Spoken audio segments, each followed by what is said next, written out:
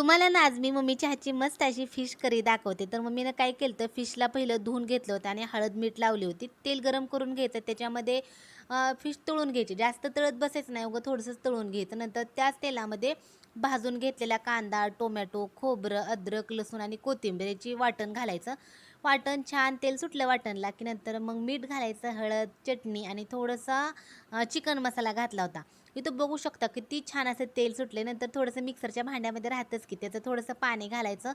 जेवढं छान असं तेल सुटेल ना तेवढी ग्रेव्ही छान लागते. नंतर थोडंसं पाणी घालायचं, मिक्स करायचं. ग्रेव्हीला उकळी आली कारण जे आपण मगाशी तळून घेतलेले फिश आहेत ना तर ते फिश घालायचं आणि फिश घातलं की जास्त शिजवत बसायचं नाही. एकच उकळी काढायची आणि गॅस बंद करायचा. वरून थोडीशी बारीक कट केलेली कोथिंबीर वगैरे घालायची.